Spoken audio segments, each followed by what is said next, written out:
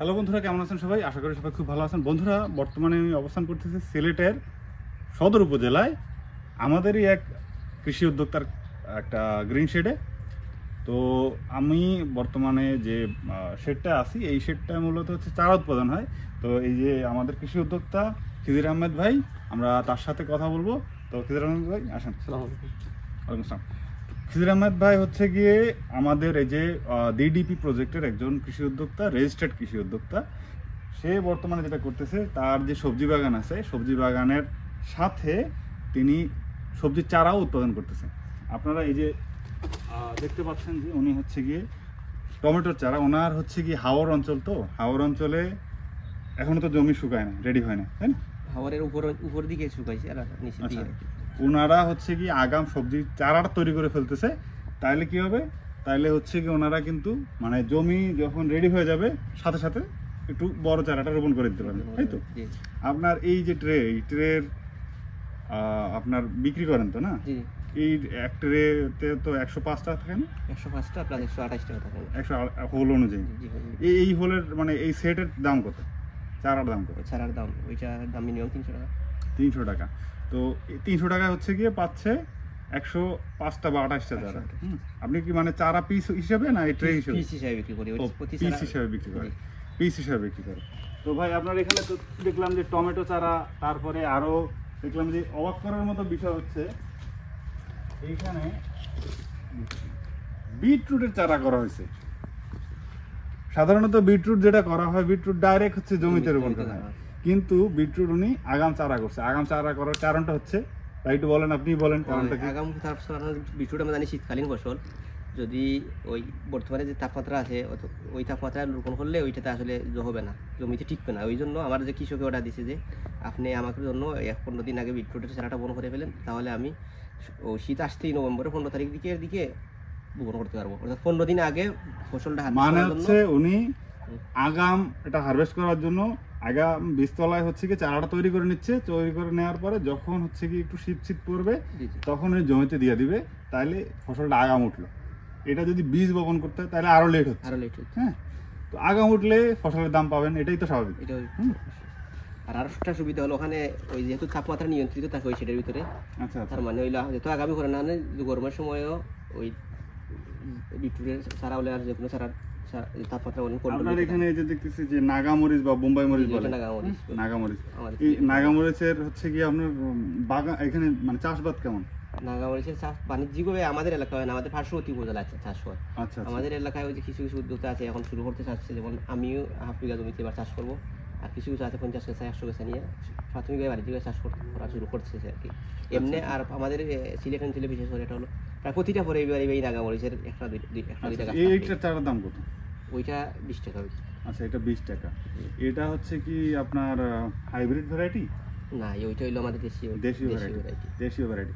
তো আমাদের হচ্ছে গিয়ে বরিশাল পিরোজপুরের আমাদের যে আমার যেখানে বাড়ি দেলবাড়ি দোবরাতে, আমাদের এখানে কিন্তু আমরা প্রচুর নাগামরিচের চারা তৈরি করি, দাম ওখানে থেকে কম। এখানে আমরা এই চারার দাম 2 টাকা। আমাদের আসলে বীজই মিলে না, যখন ওই যে আমাদের নিজের কাছ থেকে বীজ। ও আচ্ছা, এখানে যেটা সমস্যা হচ্ছে, যেহেতু এটা হাইব্রিড না, এটার কিন্তু বীজ পাওয়া মুশকিল। যেহেতু বরিশালে আমাদের এখানে ট্র্যাডিশনালি আমরা মানে চারা তৈরি করি, আমাদের এই কারণে একটু কমে পাই, কিন্তু এখানে তো বীজই নাই। বীজ না হওয়ার কারণে ওনাদের হচ্ছে এটা দাম বেশি। না, আমার অবসর যে চাহিদা অনুযায়ী এলাকার যে কিছু মানুষের চাহিদা আছে নিজে চাষ করার জন্য অথবা ইনভেস্ট করার জন্য, কোথাও বীজ আমি পাইনি। লাস্টে আমি ওই যে আমার পার্শ্ববর্তী উপজেলা আছে জয়ন্তাপুর উপজেলা, ওখান থেকে আমি ওই যে কৃষকের কাছ থেকে কিছু বীজ রিকোয়েস্ট করে কিছু বীজ আনছি। তো আসল বিষয়টা চিন্তা করে দেখেন, আসল সমস্যাটা কোথায়? আর আসলে একটা আসল সমস্যাটা কোথায়? যোগাযোগ। এই যে আমরা এখন কৃষি উদ্যোগের মাধ্যমে যেটা করতেছি, যে আমাদের সিলেটের এক কৃষকের সাথে বরিশালের এক কৃষকের যোগাযোগ করাই দিচ্ছে। আপনি তো জানেন বিষয়টা। হ্যাঁ, যে C2C মার্কেট প্লেস। বরিশালে একটা জিনিসের দাম যদি 2 টাকা হয়, সেটা সিলেটে আসলে দেখা যাবে যে অনেক সময় 10 টাকা। হ্যাঁ, তো আমরা যদি ওই কাস্টমারের থেকে মানে ওই ফার্মার যদি এই ফার্মারের সাথে যোগাযোগ করে এই মার্কেটে বিক্রি করার চেষ্টা করে, তখন কিন্তু সে আলটিমেটলি বেনিফিটেড হবে।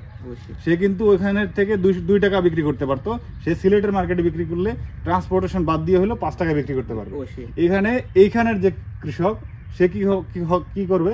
সে কমিশন পাবে।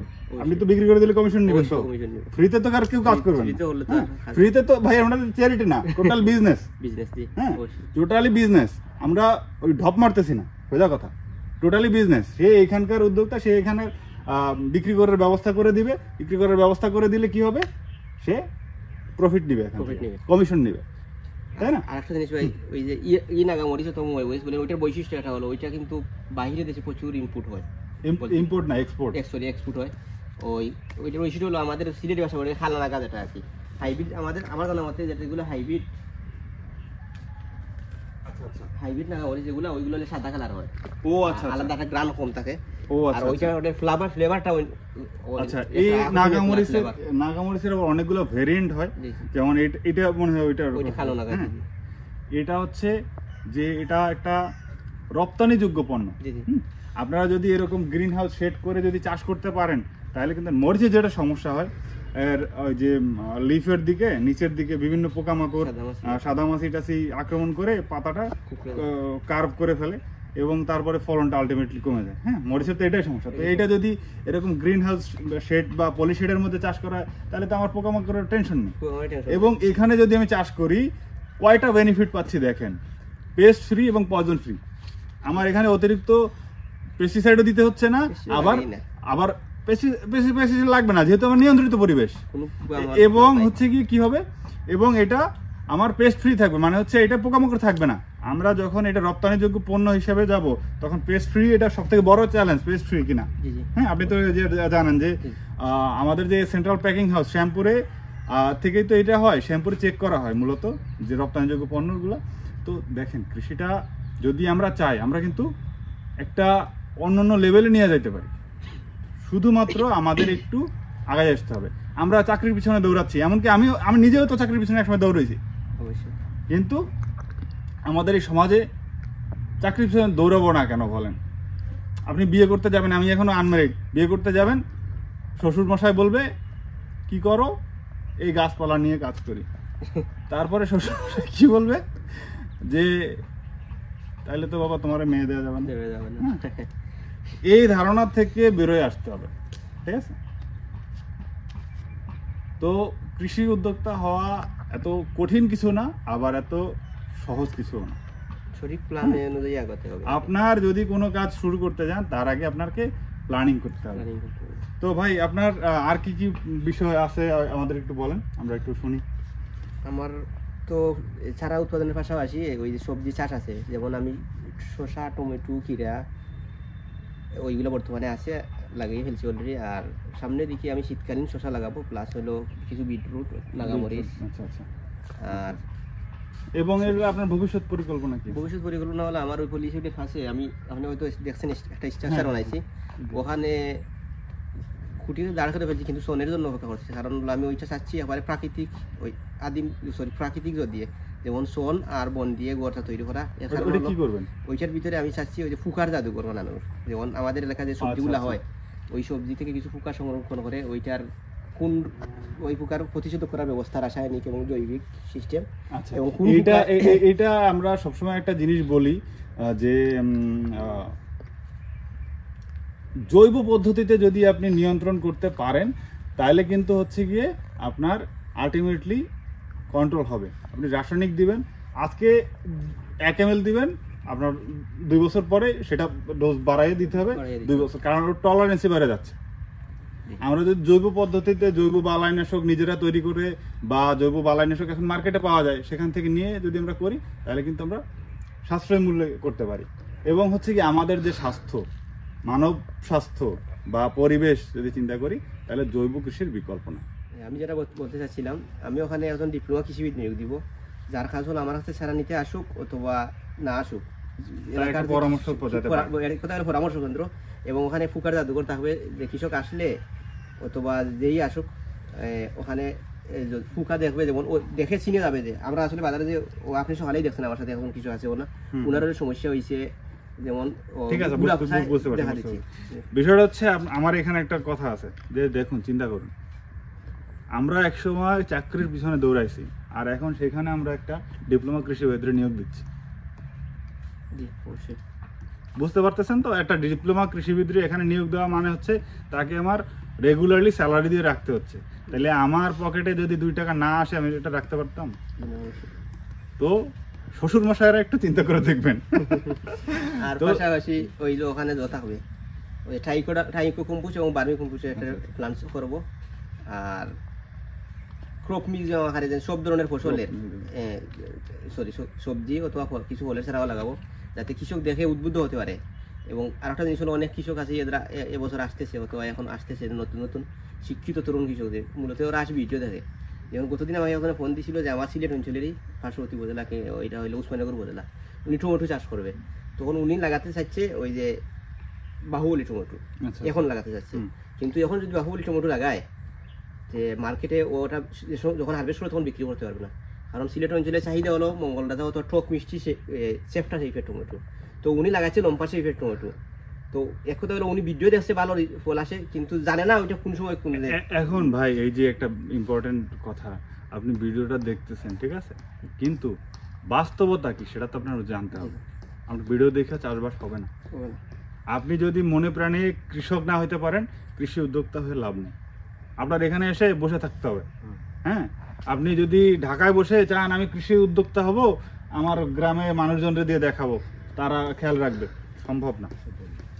সঠিক পরিকল্পনা, সঠিক পরামর্শ নিয়ে করতে হবে। আপনি যদি কৃষি উদ্যোক্তা হতে চান, আমাদের এখানে ট্রেনিং প্রোগ্রাম হচ্ছে, আপনি নিবন্ধন করে সেখানে জয়েন করতে পারেন। জয়েন করে আপনি শিখুন, 10 জন মানুষের সাথে মিশুন, তারপরে আপনি ইনভেস্টমেন্ট করুন। তো বন্ধুরা, এই ভিডিওটি আর দীর্ঘায়িত করছি না। তো আমরা ভাইয়ের থেকে শুনবো কিছু জিনিস, যেগুলো হচ্ছে কি আপনারা যদি কেউ যদি আপনারা এখানে আসতে চায়, ভিজিট করতে চায়, পারবে তো? জি, অবশ্যই পারবে। তো আপনারা ভাইয়ের সাথে যোগাযোগ করে, ভাইয়ের নাম্বার দেওয়া থাকবে। আর হচ্ছে গিয়ে ভাই কোনো ইয়ে আছে আপনার কোনো মানে? আমার পরামর্শ হলো, যারা কৃষক আছেন অথবা নতুন নতুন শিক্ষিত তরুণরা কৃষিতে আসতে যাচ্ছে, তো আমাদের ওনাদের সাজেশন হলো যে আপনারা যদি কোনো পরামর্শ লাগে আমার কাছে ফোন দিতে পারেন, নম্বর আছে যেহেতু। আচ্ছা, মানে আপনি লোকালি থাকেন সবসময় এখানে? সিলেটেই থাকেন? সবসময় আমি সিলেটে। উনি সিলেটেই থাকে। আপনারা যদি এখানে আসতে চান, জাস্ট ওনাকে আগে একটু ইনফর্ম করে দিবেন, কারণ হচ্ছে আমরা কৃষি উদ্যোক্তা মানুষ, কাজে ব্যস্ত থাকি।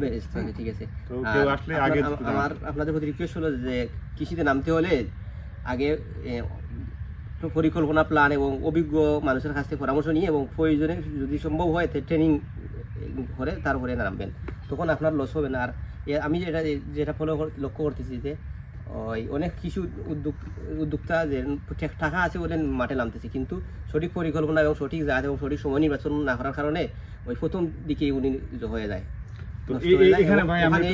ওখান থেকে ওনার দেখা দেখি আরো 10 জন কৃষক ওই আগ্রহ হারিয়ে ফেলে আর কি। আমি এখানে একটু যোগ করি, কৃষি উদ্যোক্তা হইতে গেলে টাকা লাগে না রে ভাই।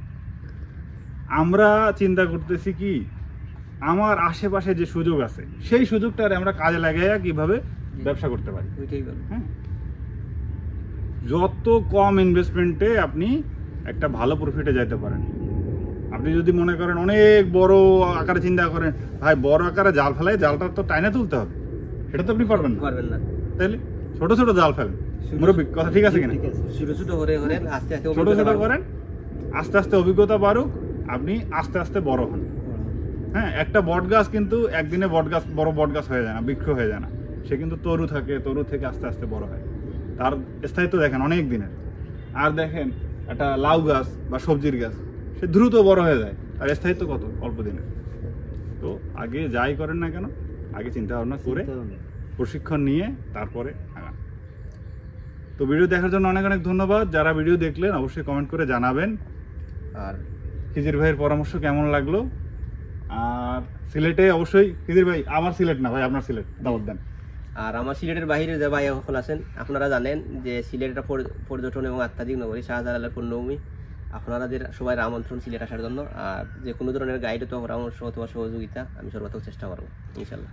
তো আপনারা সিলেটে বেড়াতে আসবেন, যে কোনো জায়গায় কৃষকদের সাথে মিশবেন, কৃষকদের পাশে থাকবেন, মানুষের পাশে থাকবেন। ধন্যবাদ।